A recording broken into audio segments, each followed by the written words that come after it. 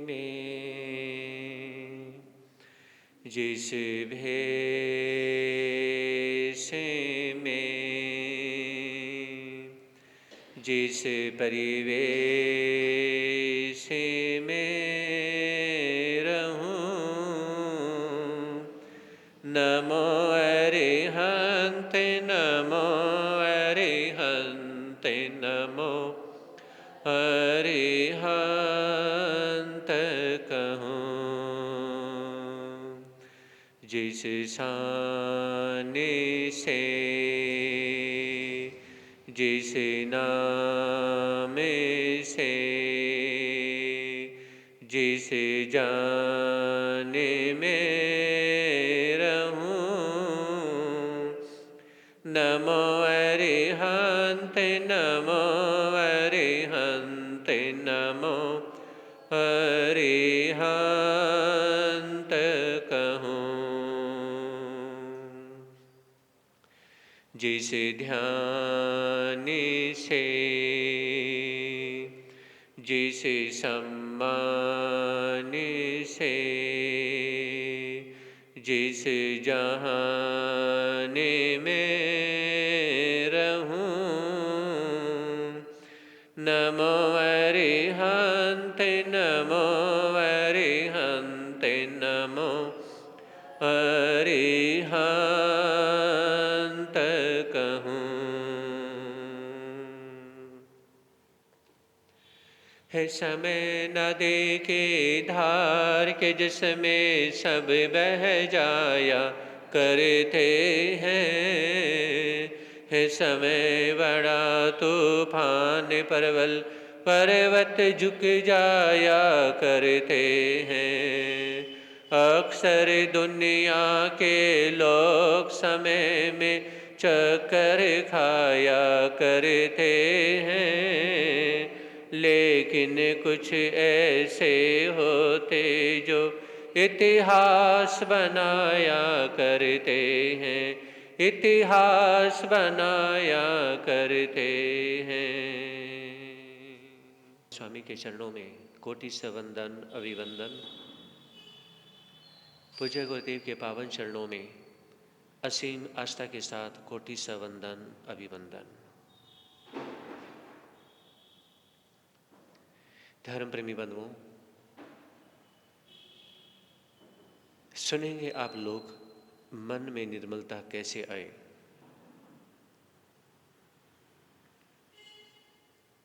मेरे महावीर फरमाते हैं, मन के जीते जीत है तो मन के हारे हार है।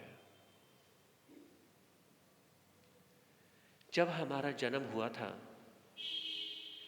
उस समय भी हम हमारे पेरेंट्स के द्वारा एक खुले कपड़े में लपेटा गया था, और जब इस संसार से जाने की बारी आती है, समय आता है, उस समय भी हमें खुले कपड़े में ही लपेटा जाता है। जिंदगी हमें यह सिखाती है कि आपकी शुरुआत सिले हुए कपड़े से नहीं, खुले कपड़े से होती है, और आपकी जिंदगी का एंड सिले हुए कपड़ों से नहीं, खुले कपड़े से होता है।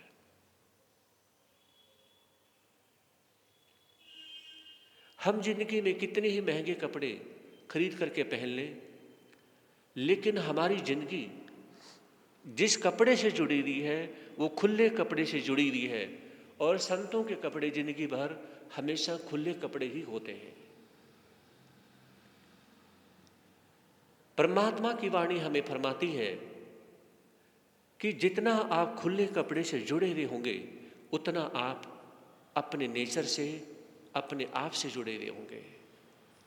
और जितने ही ज़्यादा आप कलरफुल और सिले हुए कपड़ों से जुड़े हुए होंगे, उतना ही आप क्या हैं, खुद से नहीं औरों से जुड़े हुए होंगे। और जो औरों से जुड़े हुए होते हैं और जो खुद से जुड़े हुए होते हैं, इनमें जमीन आसमान का फर्क होता है। क्योंकि जिंदगी हमें ये सिखाती है, महापुरुषों की वाणी हमें सिखाती है कि जिस प्रकार से खुले कपड़े में हमें बचपन में लपेटा जाता है, कोई जेब नहीं होती। उसमें हमारे पेरेंट्स हमें जो खुले कपड़े में लपेटते हैं, तो उस समय इसलिए लपेटते हैं, कोई जेब में हम भर नहीं सकते, क्योंकि हमारे पेरेंट्स को पता है अब ये इतना छोटा है, जेब लगवाने का फायदा क्या, ये भरेगा क्या, है ना। और जब संसार छोड़ने की बारी आती है, समय आता है, उसमें खुला कफन इसलिए होता है, अब ये भरेगा क्या, अब भी नहीं भर सकता। और जब जन्म हुआ है तब भी नहीं भर सकता। तो छोटा है तब भी उसे जेब की आवश्यकता नहीं, और एंड में बुजुर्ग है या मौत होती है तब भी उसे जेब की आवश्यकता नहीं है। इसलिए यह कहा जाता है कि इंसान पूरी जिंदगी धन धन करते हुए मरता है, लेकिन लास्ट में क्या होता है, निधन। निधन का मतलब क्या होता है, जिसके पास धन नहीं होता। जब आत्मा शरीर से निकल जाती है, डेथ हो जाती है, तो क्या कहते हैं, उस व्यक्ति का निधन हो गया। निधन का मतलब क्या हुआ, वो बिना धन के हो गया, है ना। आपकी दृष्टि में कि आज वो रुपया, पैसा, मोती, माणिक, पन्ने, सोना, चांदी या प्रॉपर्टी उसको छोड़ के चला गया, वो निधन हो गया। लेकिन महापुरुषों की वाणी कहते हैं कि निधन, इसका मतलब है असली धन क्या है, आपकी सांसें हैं, असली धन आपकी आत्मा है, असली धन आपका कर्म है, असली धन आपका धर्म है। जो ये धर्म छोड़ करके चले जाते हैं, और इसी धर्म को हम कभी संभालते नहीं, हम उस धन को संभालते हैं जो हमें छोड़ करके जाना है, और उस धन को हम कभी नहीं संभालते जो हमारे काम आएगा।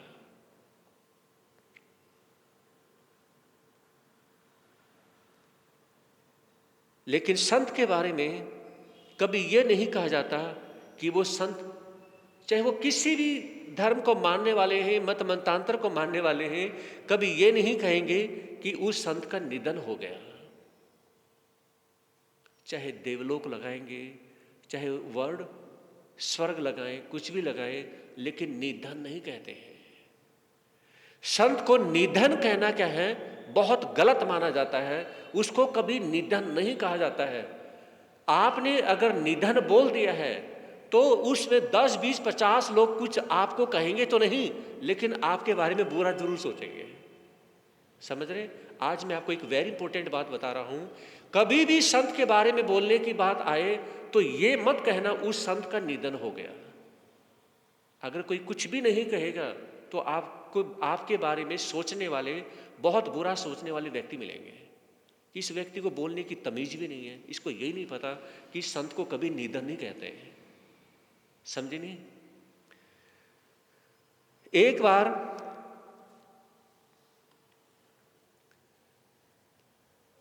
एक संत जो जंगल में विराजमान थे, झोपड़ी बना करके रह रहे थे,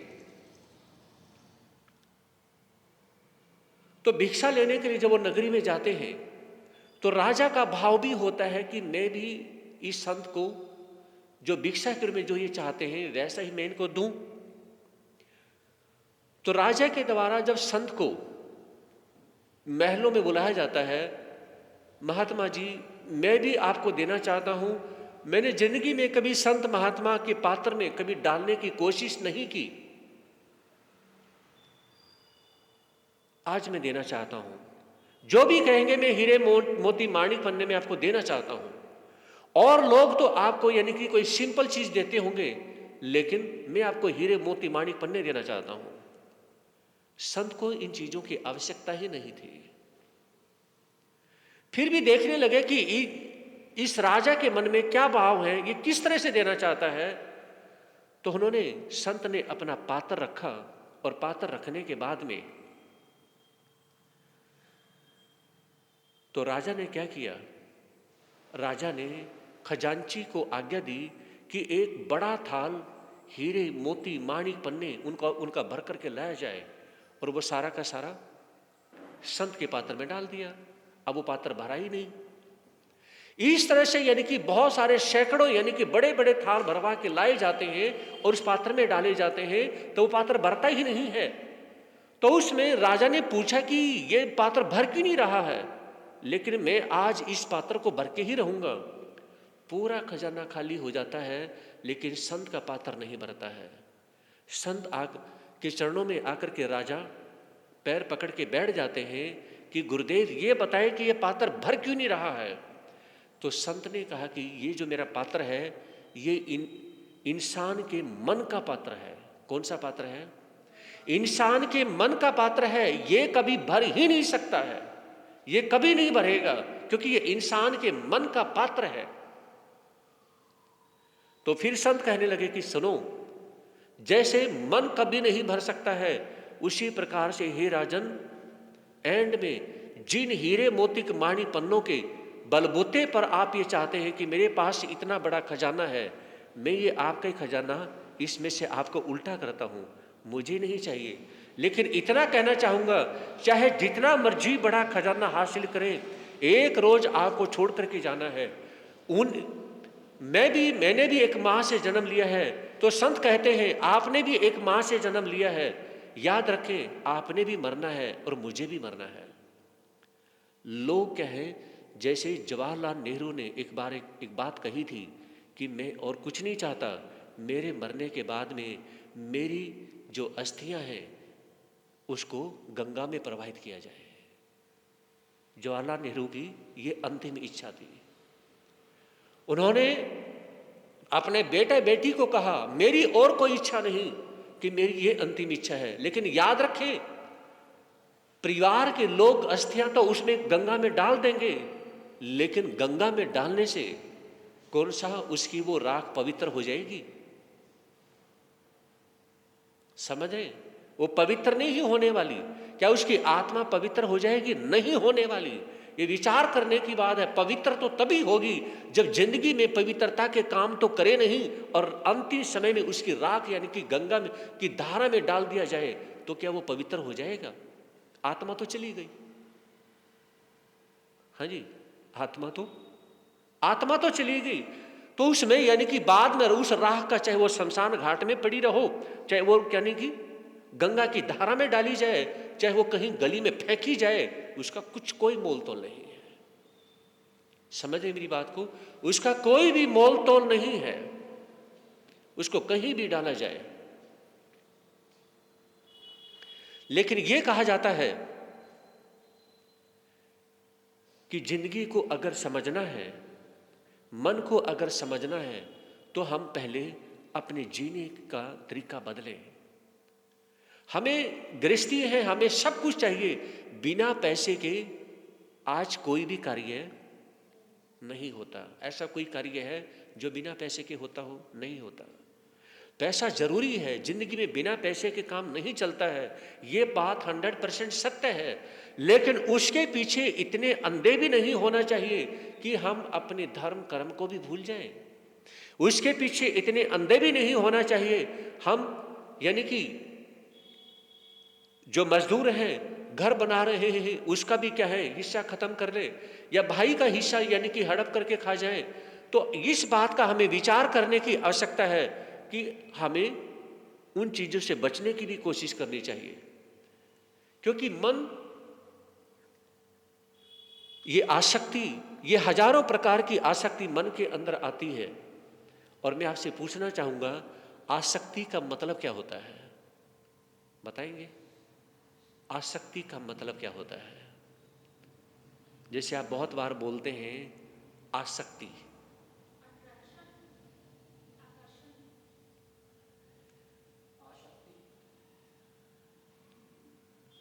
जिस किसी भी चीज के ऊपर आसक्त होना, या आपकी भाषा में कह दूं कि किसी चीज के प्रति भी आसक्त होना, उस चीज का आशिक हो जाना, उस चीज का आदी हो जाना। समझ रहे? वो उस चीज का इतना आदी हो चुका है, वो उस चीज का इतना आसक्त हो चुका है, इतना उस चीज का आशिक हो चुका है कि वो बहुत ज्यादा उसके पीछे पड़ चुका है, उसके बिना वो रह नहीं सकता है, आसक्त हो चुका है। लेकिन यहां पर आसक्ति का एक मतलब ये भी समझे, आसक्ति जो आ तो सकती है, जा नहीं सकती। हाँ जी, आसक्ति जो आ तो सकती है, जा नहीं सकती।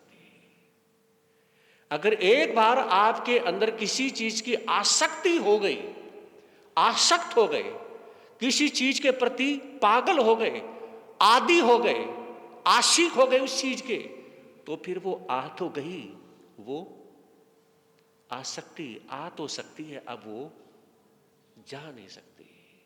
क्यों नहीं जा सकती?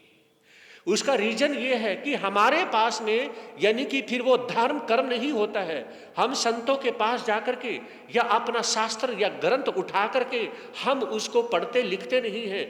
अगर हम कोई ग्रंथ पढ़ेंगे, कोई जैन शास्त्र उसे उठा करके पढ़ेंगे या संतों के पास जाकर के कुछ सीखेंगे, तो हमारी आसक्ति जा भी सकती है, लेकिन वो हमने करना नहीं होता। तो इसलिए आसक्ति आ तो सकती है, लेकिन जा नहीं सकती। आप जिस चीज के आदी बने हैं, विचार करिए। आप जब अनमैरिड थे, उस एज में आप जिस चीज के आदी बने हैं, आज भी वो भाव, आज भी वो सेंस आपके दिमाग में है, बट वो काम आप करते नहीं हैं, लेकिन वो सेंस आपके दिमाग में आज भी है। हाँ जी, समझ रहे? जब आप कॉलेज में पढ़ते थे, विचार करिए, उसमें कोई हैबिट आपकी बन गई। एग्जाम्पल, वो बननी नहीं चाहिए थी, लेकिन वो बन गई। आज भी आपके माइंड से वो हैबिट, वो आदत, बोलते क्यों नहीं निकलती? आप वो करते नहीं है। आपको पता है कि वो आदत जो लगी थी, वो आदत बुरी है, नहीं करनी चाहिए। आपकी एज 50 की होगी, 60 की होगी, 70 की होगी, लेकिन आज भी आपके दिल के कोने में, आपके मन में कहीं ना कहीं वो आज भी दबी पड़ी है। कभी भी आप सोचते हैं, है ना, सोचते हैं, विचार करते हैं कुछ देर के लिए, और फिर क्या है, उस आदत को साइड में करते हैं, क्योंकि आप कर नहीं सकते हैं। बोलते क्यों नहीं?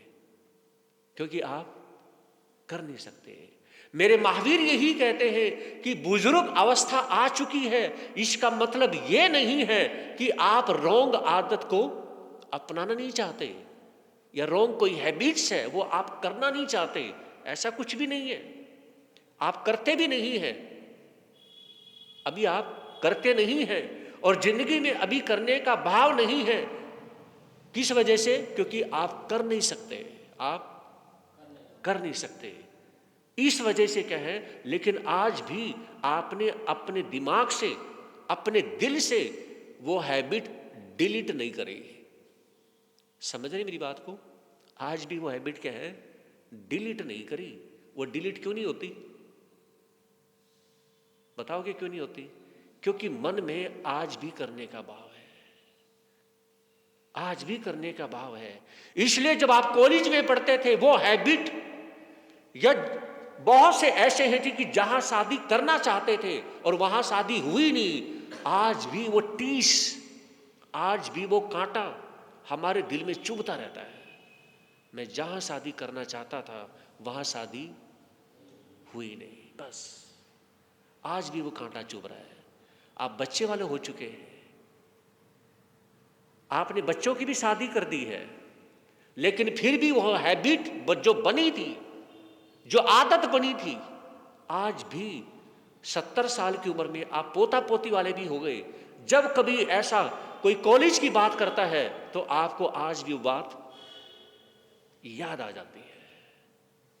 मैंने गलत नहीं बोला है, आज भी याद आ जाती है आपको। आप बच्चों वाले हो गए, पोता पोती वाले हो गए, आज भी वो बात नहीं जाती। क्यों? क्योंकि आपने आज भी वो डिलीट नहीं करी, और वो मरते समय तक, और एक बात कहूं, मरने के बाद में भी वो बात साथ में जाती है। अगर आप मेरे से पूछेंगे तो मरने के बाद में वो साथ में जाती है। कैसे? उस व्यक्ति से जो स्नेह था वो भी आपसे नहीं मिल पाया, लेकिन इस जन्म में बिछुड़ना, और फिर वो अगले जन्म में कब, पता नहीं कब जाकर के फिर मिलना होता है। समझ रही मेरी बात को? क्योंकि आपने वो डिलीट नहीं करी। अगर इसी जन्म में आप डिलीट कर देते, है ना, तो क्या होता, फिर उससे आप हमेशा के लिए दूर हो जाते हैं। लेकिन आज डिलीट नहीं करी तो आगे किसी न किसी जन्म में वो हैबिट आपको फिर मिलवाएगी। इसका मतलब आप फिर मिलना चाहते हैं, आप छोड़ना नहीं चाहते हैं। समझ रही मेरी बात को? तो भगवान महावीर ने अपने शिष्यों को संबोधित करते हुए एक बात कही कि आप ये मत सोच लेना कि कोई गृहस्थी भोग भोगते भोगते संसार को यूज करते करते यानी कि 90 साल की उम्र में आ चुका है तो उसमें भी वो कुछ करना नहीं चाहता, भोगना नहीं चाहता, संसार का एंजॉय करना नहीं चाहता। ऐसा कुछ भी नहीं है, वो करना चाहता है। लेकिन क्या है, आज उसके शरीर ने पूरी तरह से उसका साथ छोड़ दिया है। कभी कभी एंड में उस व्यक्ति को जब चिड़चिड़ापन आता है ना, बहुत ज्यादा गुस्सा आता है, और बहुत ज्यादा गुस्सा आता है उसमें अपने शरीर के ऊपर भी गुस्सा आता है। आज एक बहुत बड़ा रिसर्च किया है साइंस ने, मैं आपको बता देता हूं। साइंस ने एक रिसर्च किया है कि जो आप सिंपल चाय पीते हैं ना, हाँ जी, सिंपल जो चाय पीते हैं, दूध वाली चाय, और जो चाय को बहुत ज़्यादा उबाला जाता है, बहुत ज़्यादा चाय को उबालना और दूध वाली चाय का 2-4 बार डेली सेवन करना, ये इंसान के लिए बहुत ज़्यादा खतरनाक है। बॉडी के लिए जितना खतरनाक है उससे कहीं ज़्यादा हमारे माइंड के लिए खतरनाक है। चाय ज़्यादा पीने वाले व्यक्ति चिड़चिड़े मिलेंगे, लड़ने वाले मिलेंगे, झगड़ने वाले मिलेंगे। समझ में आ रही बात? दूध वाली चाय एक दिन में एक बार सेवन करें और उससे कम उबाला जाए, ये साइंस ने रिसर्च कर दिया है। कम से कम ऐसा करना चाहिए। समझ रहे? तो मेरे कहने का तात्पर्य क्या है कि जिस चीज की हैबिट बन जाती है, जब एक चाय की हैबिट बन गई तो आज साइंस ने कहा कि मिनिमम औसत एक व्यक्ति साल में 240 चाय मिनिमम पी जाता है। जिनकी थोड़ी सी हैबिट होती है और जिनकी ज़्यादा होती है, 4-4, 5-5 पी जाते हैं, कि सोचो वो साल में 1000, 1200, 1500 कितनी पी जाते होंगे। समझ रहे? तो वो व्यक्ति अपने से भी टूट जाता है, वो चिड़चिड़ा हो जाता है, वो गुस्से वाला व्यक्ति हो जाता है। इसलिए चाहे हमारी जिंदगी के अंदर हमारी माइंड और हमारी नेचर, हर तरह से हमारी सोच, हमारी बॉडी पे, हमारे रिलेशनों पे बहुत ज्यादा गहरा असर डालती है। समझ रही मेरी बात को? तो आप विचार करिए, एक यानी कि चीज जो है जो कभी कभी पी जाए कोई लॉस नहीं है, लेकिन जो इतनी हैबिट करते हैं, ये रिसर्च हो चुका है जो मैंने आपको बताई है। लेकिन महावीर का रिसर्च आत्मा के ऊपर होता है, महावीर का रिसर्च कर्मों पे होता है, महावीर का रिसर्च आपके शरीर पे होता है। तो इसलिए कहा जाता है, यहां पर तो वो चित्र बना हुआ नहीं है, तकरीबन स्थानकों में एक चित्र लगा हुआ मिलता है, और वो चित्र लगा हुआ होता है कि एक जयचंद नाम का एक व्यक्ति पेड़ पे लटका हुआ है, और जिस पेड़ पे यानी कि मोटी शाखा पे जब लटका हुआ, उसने शाखा को ऐसे पकड़ रखा है, और उस टहनी को 2 चूहे काट रहे हैं। चूहे कौन से हैं? दिन और रात 2 चूहे काट रहे हैं। हाथी जो है उस पेड़ को जड़ से उखाड़ना चाहता है, और जो व्यक्ति लटका हुआ है ठीक उसके नीचे एक कुआं है, और कुएं के अंदर 5 अजगर हैं जो उसे खाना चाहते हैं। और एक यानी कि एक देवलोक से एक देव जब आता है उसे बचाने के लिए आता है, कि उन्हें देखा कि अरे ये व्यक्ति तो मर ही जाएगा, अगर 5 अजगर उनसे बचेगा तो ऊपर से दिन और रात ये 2 चूहे ऐसे हैं, हर उसको यानी कि काट रहे हैं। मतलब किसको काट रहे हैं? हमारी जिंदगी की टहनी को काट रहे हैं। दिन और रात 2 ऐसे चूहे हैं जो हमारी जिंदगी की टहनी को काट रहे हैं। और हमारी जिंदगी को पूरी तरह से उखाड़ करके यानी कि फेंकना चाहता है। कौन? ये काल, जो काल है, जो समय है, जो मौत है, वो पूरी तरह से उखाड़ना चाहता है। और देखिए, विचार करिए, एक कुआं है, उसमें 5 अजगर हैं, क्रोध, मान, माया, लोभ, वासना। ये 5 अजगर ऐसे हैं जो हमें डसना चाहते हैं, हमारी जिंदगी को बर्बाद करना चाहते हैं। तो उसमें क्या है, जब एक देव आता है, उसे बचाने की कोशिश करता है, तो उसमें वो कहते हैं कि भैया आप ऐसा करो, मैं आपको बचा लेता हूं। और वो व्यक्ति कहता है कि नहीं, अभी शहद की एक बूंद आ रही है, ऊपर जो मक्खियों का छत्ता है उसमें से एक एक बूंद शहद की टपकती है, और जब उसके ऊपर मुंह करता है, नाक फिर यहाँ से क्या है, उसके मुंह पे जब वो बूंद जाती है तो उसका मजा लेता है और कहता है कि बस एक बूंद का और स्वाद ले लूं। वो व्यक्ति कहता है चलो मेरे साथ में, तुम नीचे गिर जाओगे, कब तक लटके रहोगे, बस एक बूंद का स्वाद और ले लो, बस ये जो बूंद गिरने ही इसके ले लेता हूं। उसके बाद में फिर कहता है कि एक बूंद का और ले लूं, एक बूंद का स्वाद और ले लूं, और व्यक्ति अंतिम समय में गिर के मर जाता है। यहां पर यह कहा जाता है कि जो संत होते हैं, गुरु होते हैं, वो चातुर्मास करते हैं, वो बचाते हैं, बताने की कोशिश करते हैं कि आप कुछ धर्म ध्यान करते रहिए। कुछ धर्म ध्यान करते रहेंगे तो आप क्या है, समझ बनी रहेगी। किस चीज की समझ बनी रहेगी? धर्म करने की, कर्म करने की, रिलेशन निभाने की, है ना, समझ बनी रहेगी।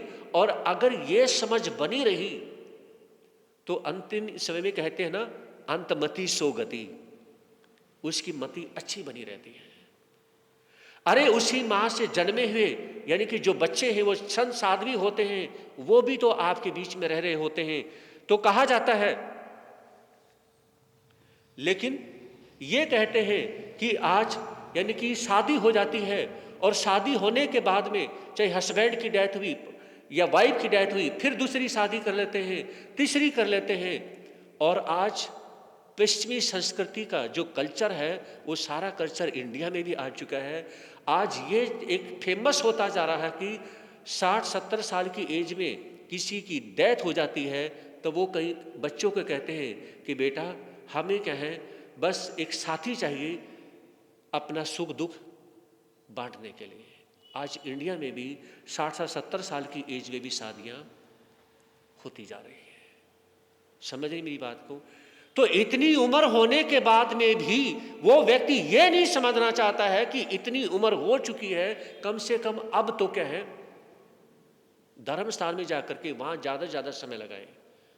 भगवान महावीर के समय में उसमें यह होता था कि 50 साल की एज में, 60 साल की एज में आने के बाद में व्यक्ति खुद ही धर्म की तरफ भागता था। और आज समय ऐसा आ चुका है कि इन बुजुर्गों को जवानों से भी ज्यादा गरिष्ठ धर्म अच्छा लगता है। आज समझना बड़ा मुश्किल है। विचार करिए, कई बार एक बात दिमाग में आती है कि युवाओं को हार्ट अटैक होता है, उनका बचना बड़ा मुश्किल हो जाता है। समझ रही मेरी बात को? आज के समय में ये रिसर्च हुआ है कि युवाओं को हार्ट अटैक होता है, उनका बचना मुश्किल हो जाता है। और किसी 70 साल की एज में ये अटैक होता है तो वो बच जाता है। समझ रहे? उसको 1-2 चांस और मिल जाता है। और यंग एज में किसी को अटैक हो रहा है आज के समय में, वो जल्दी टपक रहे हैं, और बुजुर्ग अवस्था में किसी को अटैक हो वो बच रहे हैं। हाँ जी, ऐसा क्यों?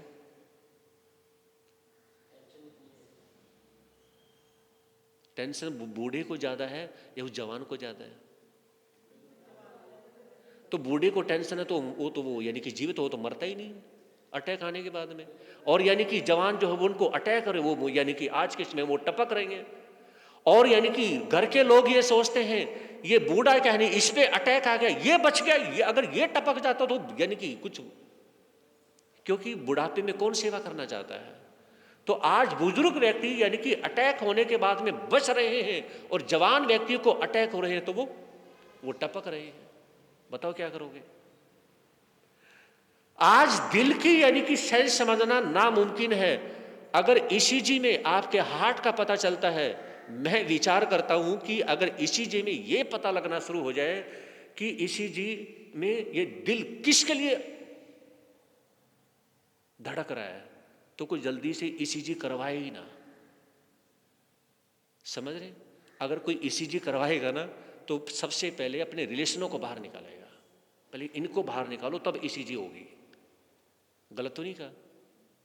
अगर यह पता लगना शुरू हो जाए कि ईसीजी होते समय यानी कि हार्ट अटैक यानी कि इसके जो ईसीजी हो रही है उसमें ये किसके लिए ज्यादा धड़क रहा है, इसका दिल परेशान क्यों है, तो इंसान किसी के सामने ईसीजी भी ना करवाए।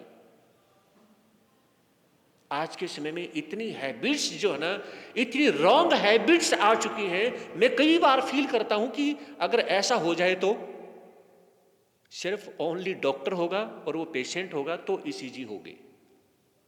गलत तो नहीं कहा?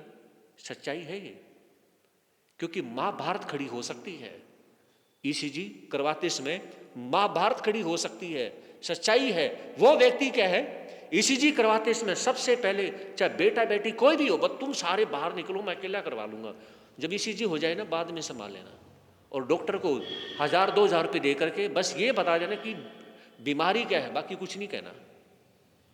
गलत तो नहीं कहा? बाकी कुछ नहीं कहना। तो धर्म प्रेमी बंधुओं, आभा मंडल से हमारे मन का पता चलता है कि आपका मन कैसा है। और अमित जो फोटोग्राफर है, पता नहीं इसको तो फोटोग्राफी वो करते ही नहीं करते हैं, एक कल्याण फोटोग्राफी भी आ चुकी है। समझ रहे हैं? एक कल्याण फोटोग्राफी आ चुकी है आज के समय में, और उस कल्याण फोटोग्राफी से क्या है, ये पता चलता है कि आपका ओरा क्या है। पीछे जो किसी में महापुरुष का रेड कलर का, वाइट कलर का है ना, पिंक कलर का आपने ओरा देखा होगा, तो उसका ओरा क्या है। ऐसी भी साइंस ने आज ये टेक्नोलॉजी के बलबूते पर निकाल दिया है कि इस इंसान का ओरा क्या है। आपने देखा होगा कभी किसी भी महापुरुष के पीछे ब्लैक कलर का, ब्लू कलर का, हाँ जी, या ग्रे कलर का कभी ओरा दिखा है? नहीं मिलेगा, कभी नहीं मिलेगा। किसी भी कोई भी हमारे तीर्थंकर परमात्मा भगवान महापुरुष हैं, उनके पीछे ऐसा नहीं मिलेगा। लेकिन जो आम इंसान हैं उनके पीछे ऐसा मिलेगा। आप लोगों ने सुना था 6 लेशाओं के बारे में। तो जो कृष्ण लेशा, नील लेशा, कापोत लेशा जो है, ये हमारा ओरा जो दिखाती है, ये बुरा ओरा दिखाती है। और पद्म लेशा, तेजो लेशा और शुक्ल लेशा ये हमारा अच्छा ओरा दिखाती है। तो मेरे कहने का तात्पर्य क्या है, आज के समय में ओरा से पता चल जाता है। और मैं आप सभी को कहना चाहूँगा कि आप धर्म ध्यान कम करते हैं, चल जाएगा, लेकिन अपनी वो कल्याण फोटोग्राफी जरूर करवाएं, अपना ओरा जरूर दिखाएं। क्योंकि आप अपना ओरा दिखाएंगे, किसी के सामने मत दिखाओ, वो ओरा आप करवाओ। अगर आप करवाएंगे आपको पता चलेगा आप कितने ज़्यादा नेगेटिव हो और कितने पॉजिटिव हो। समझ रहे? अकेले में जाके आप करवा लें। ये आपके लुधियाना, चंडीगढ़ ये मिल जाएगा, वो जरूर करवाएं। मैं आपको कहना चाहूँगा ये 100% आपने करवाना है। उससे आपको पता चलेगा। आप तो पता नहीं कितना सोच रहे होगे, मैं इतना धर्म ध्यान करता हूँ, मैं तो ये करता हूँ, और हो सकता है आपका नेगेटिव, इतना ज़्यादा नेगेटिव यानी कि ओरा आ जाए, अरे मेरा ओरा ऐसा क्यों है, आप सोचने के लिए मजबूर हो जाएंगे।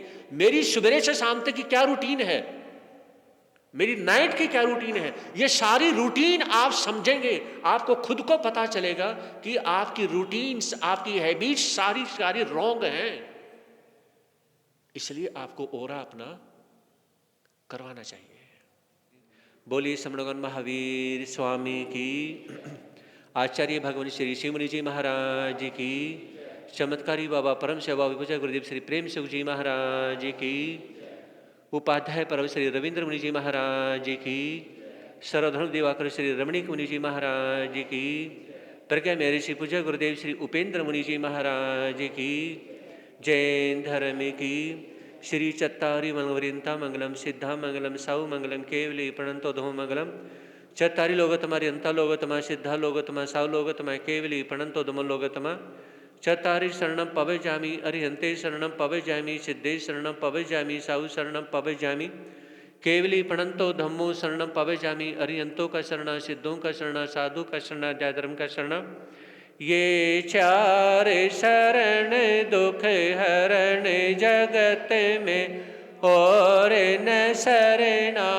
कोई जो भवे प्राणी करे आचरण उसका अजर अमर पद उसका सदा ही मंगल।